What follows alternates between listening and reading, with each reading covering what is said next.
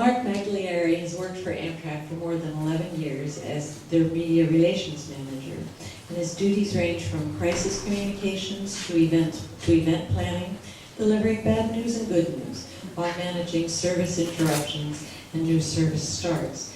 He represents Amtrak to the news media, along with public and private organizations in 22 states.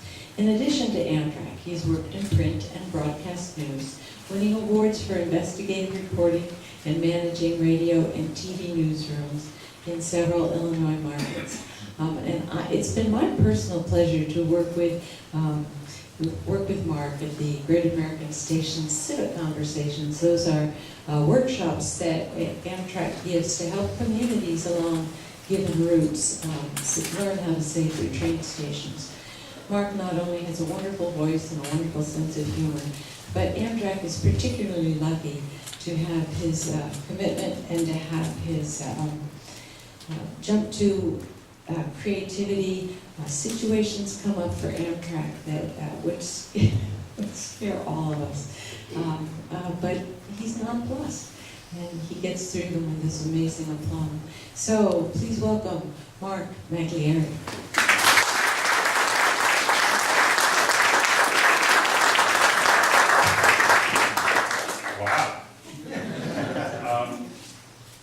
I'm happy to be here today. I'm always happy to come to Lawrence. The mayor said that, can you imagine people turning out? This is like an overflow crowd for a platform. And just as, that's kind of surprising. I'm sure when the two Warrens were designing this station, they couldn't imagine that they'd be in a national news release on the Amtrak website this afternoon. Who knew there was a website, right?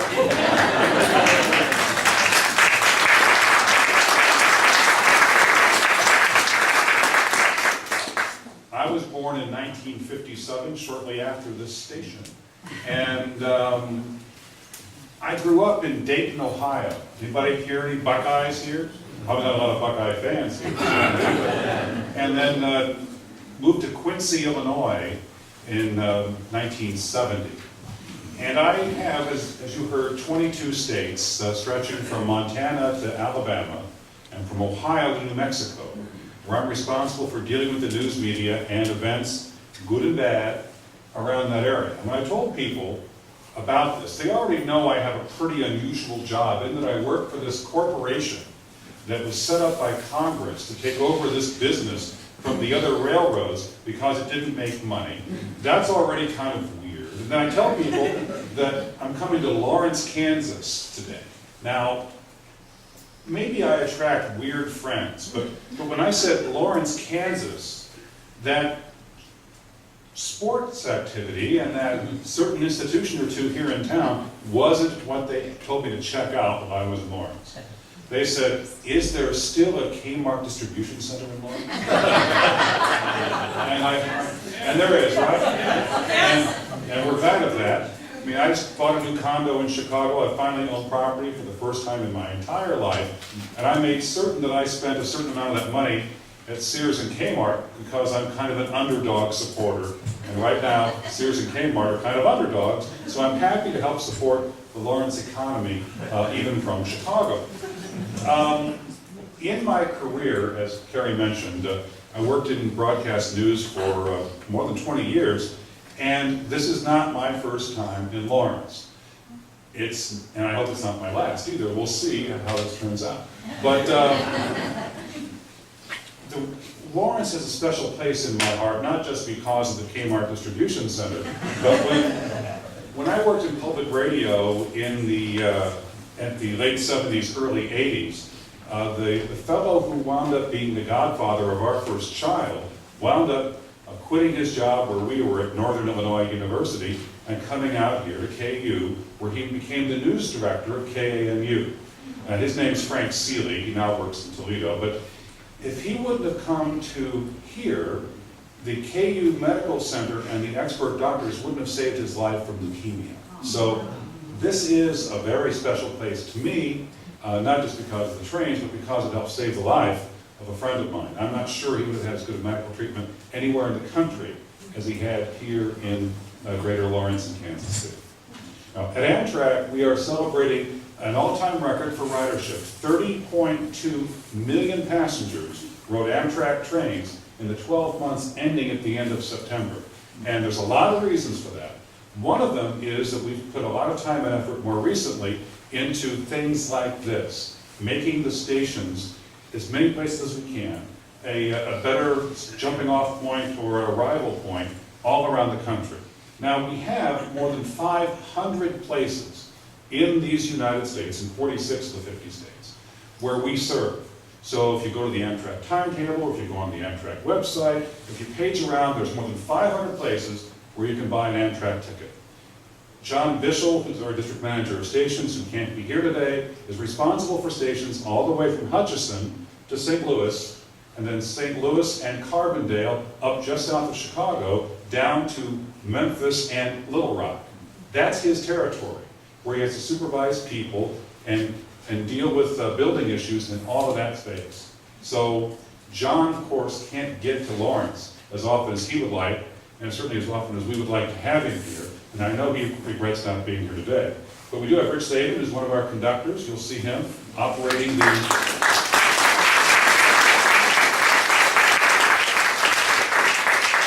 safely transporting more than 6,000 people from this station every year. We operate over the tracks, and we are in a building owned by the BNSF Railway. Joe Dickerson, the superintendent of operations, the BNSF is here somewhere. Joe, there's Joe in the back.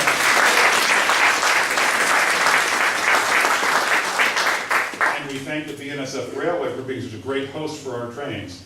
Although Kerry made a little joke about how on time the chief is very much on time, very much of the time. If the endpoints are even here in Lawrence, that often, and I've never liked this fact, we'd come to Lawrence and sit to wait for the clock to catch up with us, so we'd leave Lawrence on time, a schedule or two ago. So the chief runs pretty well here. But with more than 500 places where you can buy an Amtrak ticket, ranging from buildings like this to wooden shelters to railroad crossings, really, around the country, what you need for things to happen is squeak, squeak, squeak. And squeaky wheels squeak for a reason, normally. They squeak because something isn't right. Something needs to be done. And definitely here at this building with these people, because of squeak, squeak, squeak, we have depot redux. We have stand engaging to make sure the color of the posts on the platform with Richard and everybody else are what they should be, that the reconstruction of the platform is what it needed to be, that the lighting that was put on this platform wasn't the same cookie cutter lighting that we put in other places. I was at our station in Kingman, Arizona, outside my territory, but on vacation I have to drag the long-suffering girlfriend from Las Vegas down to Kingman because I said, there's a new platform there, let's see how it turned out. So we drove from Las Vegas, we hit the dam, did the damn thing, did the damn tour, and then went down to Kingman and looked at the platform. And it's a pretty nice platform. The lights on this one are much nicer. And that's because of squeak, squeak, squeak. So with 500 places, with staff that's dispersed all over the country, because this community, whether it's Depot, Redux, or the city, have taken interest in this building, because we have some members of the Kansas legislature who are interested in more service, more trains, more places, more often, this building is now better able to handle more trains here than it's been in years. And that's because of the work of all of you. Now, part of my job in trying to explain things at Amtrak sometimes amounts to explaining the inexplicable, but that's the job.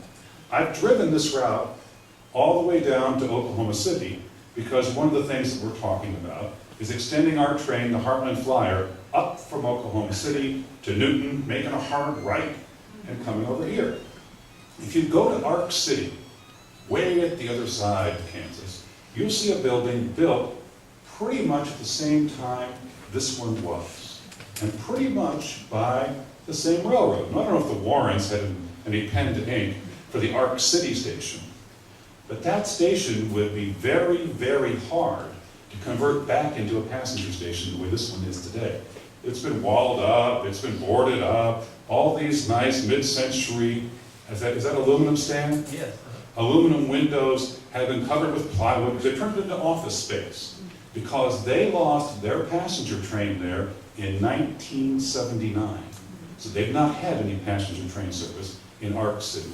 If you go up the railroad to Wichita, you'll see what's happened to the Wichita station, which was converted into use by the cable TV company, as a production facility, and they took the lovely concrete canopies over the platforms, pulled the tracks out, and put satellite dishes all along these, they're mostly gone now, all along these lovely concrete canopies. Making the Wichita station work again will be tough, because there's no tracks that lead under those canopies. They were parking cable TV trucks between the canopies and using it for employee parking in Wichita, Kansas.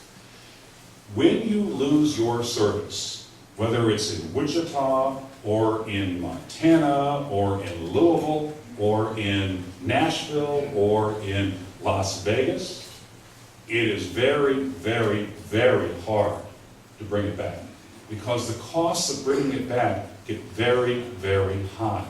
I mean, that's $1.5 million out there for the ADA compliant platform and the like. It's actually going to be more than that once we get through the punch list of the change orders, as Dan knows. But that's $1.5 million just for a place to step off and on the train. Imagine what it's going to be to put service back to Arc City, or to put service back to Louisville, or put service back to any of these places around the country we're unable to serve.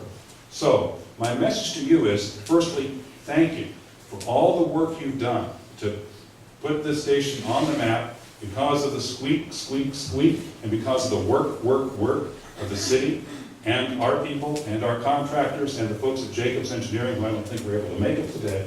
This station is very much top of mind with a lot of people at Amtrak, of all our 500 places.